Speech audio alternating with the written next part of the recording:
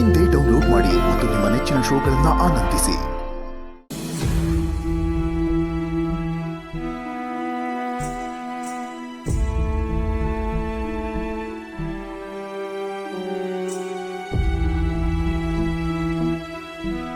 ಚಿಕ್ಕಮ್ಮ,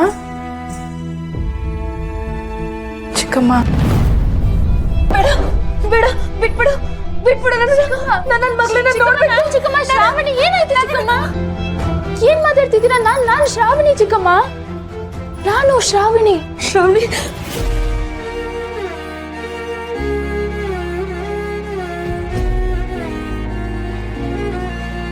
ಏನಾಯ್ತು ಚಿಕ್ಕಮ್ಮ? ಯಾಕೆ ಹೇಳ್ತಾ ಇದ್ದೀರಾ? ಏನಿಲ್ಲ ಶ್ರಾವಣಿ, ನಾನು ಸಂತೋಷ ಕಳ್ತಿದ್ದೀನೋ ಅಥವಾ ಇಷ್ಟು ದಿನ ಅಷ್ಟೆಲ್ಲ ಹಿಂಸೆ ಪಟ್ನಲ್ಲ ಅನ್ನೋ ನೋವಿಗೆ ಅಳ್ತಿದ್ದೀನೋ ಅರ್ಥ ಆಗ್ತಿಲ್ಲ. ನನ್ನನ್ನು ಆ ವಿಜಯಾಂಬಿಕಾ ಇನ್ನೂ ಕೂಡ ಹಾಕಿದ್ದಾಳೆ ಅನ್ನೋ ಭಯ ಆಗಾಗ ಕಾಡ್ತಿರುತ್ತೆ. ಆಗ ನಡೆದಿದ್ದೆಲ್ಲ ನನ್ನ ಕಣ್ಮುಂದೆ ಬರ್ತಿರುತ್ತೆ ಶ್ರಾವಣಿ.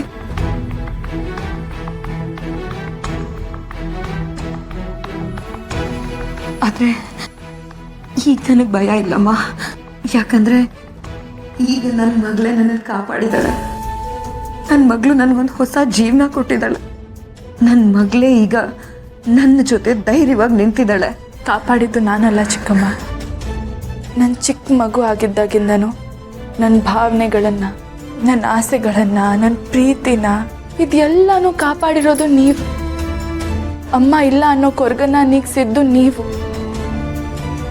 ಈ ಮನೆಯಲ್ಲಿ ಒಬ್ಬ ತಾಯಿಯಾಗಿ, ಒಬ್ಬ ಅಕ್ಕನಾಗಿ, ಬರೀ ಅಷ್ಟೇ ಯಾಕೆ ಒಬ್ಬ ಫ್ರೆಂಡ್ ಆಗಿ ಕೂಡ ಜೊತೆಯಲ್ಲಿದ್ರಿ. ನಿಮ್ಮನ್ನ ನಾನು ಚಿಕ್ಕಮ್ಮನಾಗಿ ಪಡೆದಿರೋದು ನನ್ನ ಪುಣ್ಯ. ಇವತ್ತು ಮೋಸ್ಟ್ಲಿ ಆ ಪುಣ್ಯನೇ ನಿಮ್ಮನ್ನ ಕಾಪಾಡಿದೆ ಅನ್ಸುತ್ತೆ. ಇಂಥ ಪುಣ್ಯ ಒಬ್ರನ್ನ ಉಳಿಸುತ್ತೆ ಅಂದಮೇಲೆ ಪಾಪ ಒಬ್ರನ್ನ ನಾಶ ಮಾಡಲೇಬೇಕಲ್ವಾ ಚಿಕ್ಕಮ್ಮ? ಏನ್ ಹೇಳ್ತಿದ್ಲ ಶ್ರಾವಣಿ? ಹೌದು ಚಿಕ್ಕಮ್ಮ, ಆ ವಿಜಯಾಂಬಿಕಾ ಮಾಡಿರೋ ಪಾಪಗಳು ಅವಳನ್ನ ನಾಶ ಮಾಡಲೇಬೇಕು. ಮನುಷ್ಯತ್ವನೇ ಇಲ್ಲದೆ ಅವಳು ಮಾಡ್ತಿರೋ ಕೆಲಸಗಳಿಗೆ ಅಂತ್ಯ ಹಾಡಲೇಬೇಕು ಚಿಕ್ಕಮ್ಮ. ಹೌದು ಶ್ರಾವಣಿ, ಅವಳು ನರರೂಪದಲ್ಲಿರೋ ರಾಕ್ಷಸಿ. ಅವಳಿಗೆ ಸಂಬಂಧಗಳಾಗ್ಲಿ, ಭಾವನೆಗಳಾಗ್ಲಿ, ಅನುಕಂಪ ಆಗ್ಲಿ ಇದ್ಯಾವುದೂ ಇಲ್ಲ. ಅವಳನ್ನ ಯಾರು ಸೋಲ್ಸಕ್ಕಾಗಲ್ಲ ಅಂತ ಮೆರೀತಿದ್ದಾಳೆ ಶ್ರಾವಣಿ. ಅವಳನ್ನ ಮಾತ್ರ ಸುಮ್ಮನೆ ಬಿಡಬಾರ್ದು. ಅವಳನ್ನ ಮಾತ್ರ ಸುಮ್ಮನೆ ಬಿಡಬಾರ್ದು ಶ್ರಾವಣಿ. ಇಲ್ಲ ಚಿಕ್ಕಮ್ಮ, ಸುಮ್ಮನೆ ಬಿಡೋ ಮಾತೇ ಇಲ್ಲ. ಹಾಗಂತ ಆತರ ಪಟ್ಟು ಅವಳನ್ನ ತಪ್ಪಿಸ್ಕೊಂಡು ಹೋಗೋದಕ್ಕೂ ಬಿಡಬಾರ್ದು. ಸಾಕ್ಷಿ ಸಮೇತ ಅವಳು ಏನು ಅನ್ನೋದನ್ನ ಎಲ್ರ ಮುಂದೆನೂ ಪ್ರೂವ್ ಮಾಡಬೇಕು. ಎಲ್ಲ ಸಾಕ್ಷಿನೂ ಒಟ್ಟಿಗೆ ಸೇರಿಸಿ ಒಂದು ದಿನ ಅವಳು ಎದುರಾಗಿ ನಿಲ್ತೀನಿ. ಅವತ್ತು ಅವಳು ನಿಲ್ಲೋ ಜಾಗನೇ ಕರ್ಕಟೆ ಆಗಿರುತ್ತೆ. ಅವತ್ತವಳ ವಿರುದ್ಧವಾಗಿ ವಾದ ಮಾಡೋಳು ನಾನೇ, ಸಾಕ್ಷಿ ತೋರ್ಸೋಳು ನಾನೇ, ಶಿಕ್ಷೆ ಕೊಡೋಳು ನಾನೇ.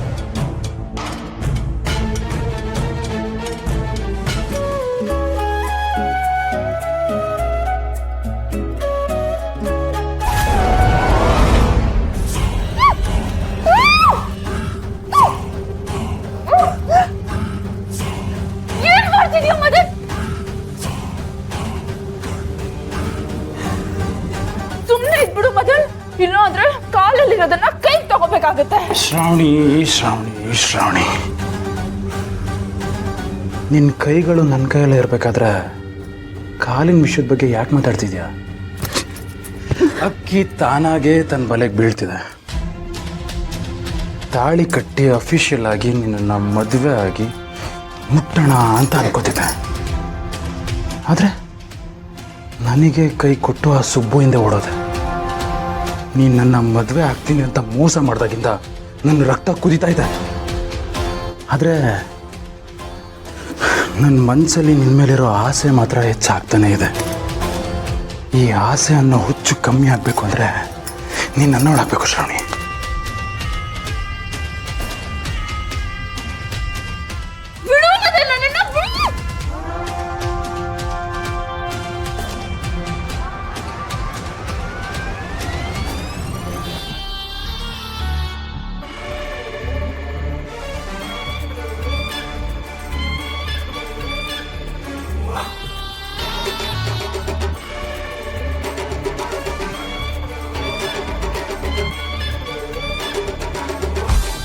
ನೋಡಿದೆ ಶ್ರಾವಣ್, ಇಷ್ಟೇ ನಿನ್ನ ಕೈಲಾಗೋದು. ನೀನು ಹಾರಾಡೋ ಹಕ್ಕಿ ಆದರೆ ಆ ರೆಕ್ಕೆನ ಹೇಗೆ ಕತ್ತರಿಸ್ಬೇಕು ಅಂತ ಈ ಮ್ಯಾಡಿಗೆ ಚೆನ್ನಾಗಿ ಗೊತ್ತು. ನೋಡ್ದಲ್ಲ ನಿನ್ನ ಪರಿಸ್ಥಿತಿ ಇವಾಗ ಹೇಗಾಗಿದೆ ಅಂತ. ನನಗೆ ಮೋಸ ಮಾಡಿ ಆ ಸುಬ್ಬುನ ಮದುವೆ ಆಗಿದ್ದಕ್ಕೆ ಈ ಕ್ಷಣಕ್ಕೆ ನಾನು ನಿನ್ನ ಮೇಲೆ ಸೇಡು ತೀರಿಸ್ಕೋಬೋದು. ಆದರೆ ಆಸೆ ಪಟ್ಟಿರೋ ಹಣ್ಣನಾಗಲಿ ಇಷ್ಟಪಟ್ಟು ಹೆಣ್ಣನಾಗಲಿ ಒಂದೇ ಸಲ ತಿಂದು ಮುಗಿಸೋವಂಥ ಕ್ಯಾಟಗರಿಯವನು ನಾನಲ್ಲ. ಇವತ್ತಿಗೆ ಸಾಕು, ಮುಂದೆ ಹೋಗ್ತಾ ಹೋಗ್ತಾ ಹೋಗ್ತಾ ನಾನು ಏನು ಅಂತ ಗೊತ್ತಾಗುತ್ತೆ. ಈ ಮದನ್ ಒರಿಜಿನಲ್ ಸ್ಟೈಲ್ ಇದೆ ಶ್ರಾವಣ್. ಮತ್ತೆ ಮೀಟ್ ಮಾಡೋಣ. ಇವಾಗ ಹೊರಡು.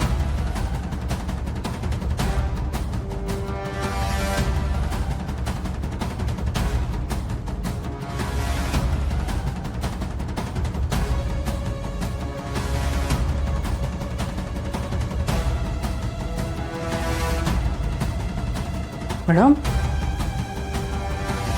ಏನಾಯ್ತು? ಯಾಕೆ ಅಳ್ತಿದ್ದೀರಾ?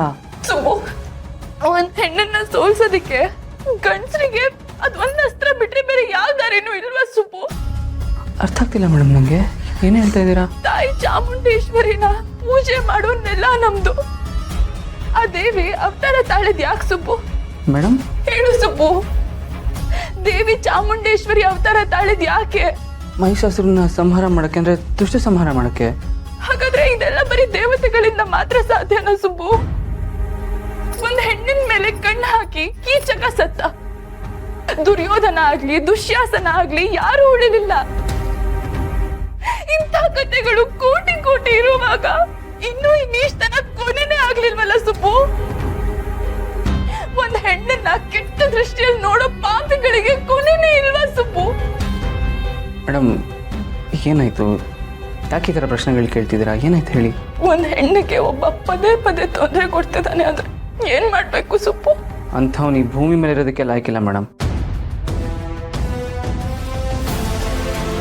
ಹಾಗಾದ್ರೆ ನನ್ನನ್ನ ಪದೇ ಪದೇ ಯಾರಾದ್ರೂ ಕೆಣಕಿದ್ರೆ ಅವನಿಗೆ ಏನ್ ಮಾಡ್ಬೇಕು ಸುಬ್ಬು? ನಿಮ್ಮನ್ನು ಕೆಣ್ಕದ ನನಗೆ ಸಹಿಸ್ಕೊಳಕ್ಕಾಗ್ತಿಲ್ಲ ಮೇಡಮ್ ಇದು. ಮೇಡಮ್, ನೀವು ದೊಡ್ಡ ಮನೆ ಕುಡಿ ಅಂತನೋ, ಯಜಮಾನ್ರ ಮಗಳಂತನೋ, ಅಥವಾ ನನಗೆ ಹತ್ತಿರ ಆಗಿದ್ದೀರಾ ಅಂತನೋ ನಾನು ಈ ಮಾತನ್ನು ಹೇಳ್ತಾ ಇಲ್ಲ. ಒಬ್ಬ ಹೆಣ್ಣಿಗೆ ಗೌರವ ಕೊಡೋನಾಗಿ ನಿಮಗೆ ಗೌರವದಿಂದ ಹೇಳ್ತಾ ಇದ್ದೀನಿ ಮೇಡಮ್. ನಿಮ್ಮನ್ನು ಯಾರಾದರೂ ಕೆಣಕದಿರಲಿ, ಆ ದೃಷ್ಟಿಯಿಂದ ನೋಡೋದಕ್ಕೂ ಸಾಧ್ಯ ಇಲ್ಲ ಮೇಡಮ್. ಆ ರೀತಿ ನೋಡಿದವ್ರನ್ನ ಆ ದೇವರು ಕ್ಷಮಿಸೋದಿಲ್ಲ. ಸುಬ್ಬು, ನಾನ್ ದೇವ್ರ ಬಗ್ಗೆ ಕೇಳ್ತಾ ಇಲ್ಲ ಸುಬ್ಬು, ನಾನ್ ನಿನ್ ಬಗ್ಗೆ ಕೇಳ್ತಾ ಇದ್ದೀನಿ. ಯಾರಾದ್ರೂ ನನ್ನನ್ನು ಕೆಣಕಿದ್ರೆ ನಿನ್ಗೇನು ಅನ್ಸೋದೇ ಇಲ್ವಾ? ಅವ್ರಿಗೆ ಏನು ಮಾಡೋದೇ ಇಲ್ವಾ ಸುಬ್ಬು?